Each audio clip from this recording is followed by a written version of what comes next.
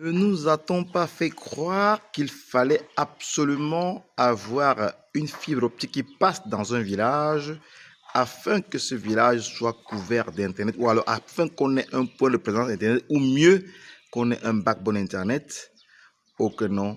Maintenant, s'il est vrai que tous les villages ont le ciel qui les couvre, il n'en demeure pas moins vrai qu'aujourd'hui, il est possible de connecter tous les villages d'Afrique et du monde entier simplement à partir du ciel. Bonjour, dans cette vidéo, je voudrais qu'on puisse réfléchir clairement et dire qu'il est désormais possible à partir du ciel de connecter tous les villages d'Afrique et du monde entier, d'Amazonie et de partout dans le monde entier.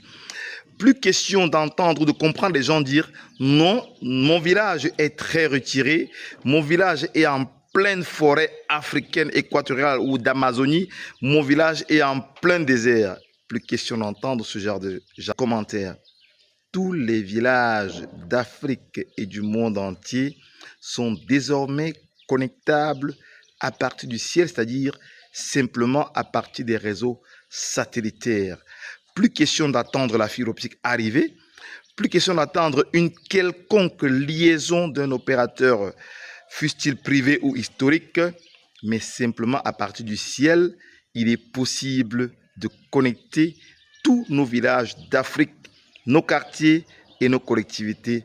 Et dès qu'on a créé le backbone Internet, c'est le POP ou le point de présence, Point of Presence Internet, alors là, on étend le réseau sur des kilomètres en utilisant la norme 802.11 qui n'est autre que la norme du Wi-Fi et non la norme du WiMAX, la 802.16 dont on a fait croire que ça pouvait défier le Wi-Fi. Les Africains ont donc désormais leur destin en main.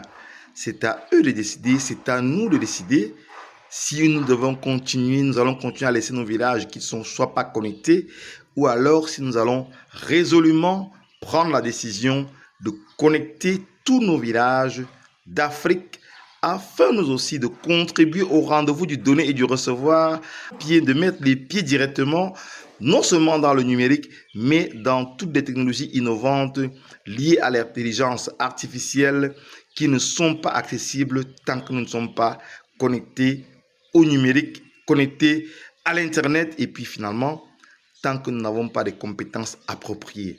Avec la connectivité Internet, il nous est possible non seulement d'avoir accès à tous ces grands serveurs, mais aussi de développer des compétences pratiques, opérationnelles pour mieux s'ouvrir au monde. Et il est dès lors important, capital et crucial pour les Africains de voir comment se mettre ensemble afin simplement de créer des solutions d'accès Internet par satellite et de créer des réseaux Wi-Fi communautaires pour couvrir écoles, centres de santé, domiciles, chefferies et tous les territoires villageois de nos collectivités.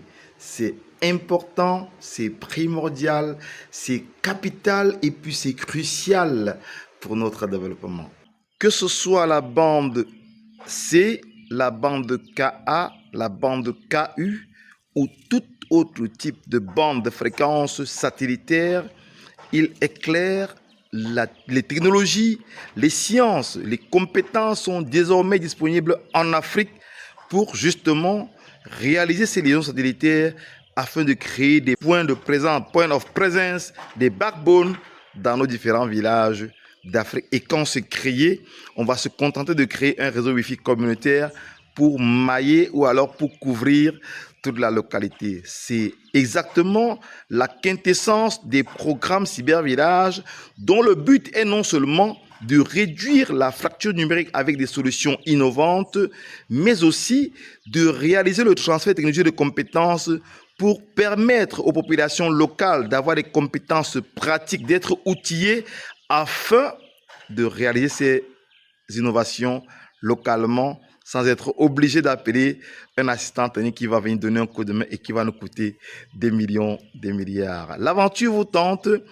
Cliquez juste en bas de cette vidéo pour vous aussi faire le pas vers l'innovation cybervillage, vers les connectivités satellitaires et des réseaux large bande sur longue portée. Et c'est comme ça que nous allons pouvoir, tous ensemble, communautairement, collectivement, réduire la fracture numérique en Afrique. Abonnez-vous à notre chaîne pour ne rater aucune innovation des projets Cybervillage. Cliquez sur le bouton juste en bas de cette vidéo pour vous abonner et partagez la vidéo au maximum pour avoir un impact global de la réduction de la fracture numérique, du transfert de technologies et de compétences, pas seulement dans nos différents pays, mais sur toute l'Afrique. Mon nom est Jocelyn Magla-Youbi, tout petit ingénieur de télécommunications, blogueur, youtubeur, enseignant vacataire à l'UIT Fosso Victor de Banjul de l'université de Tchan, UKAKIKAM, et puis bien évidemment, cofondateur des programmes Cybervillage. Je vous dis ciao, à très bientôt les aventures de Cybervillage. Bye bye.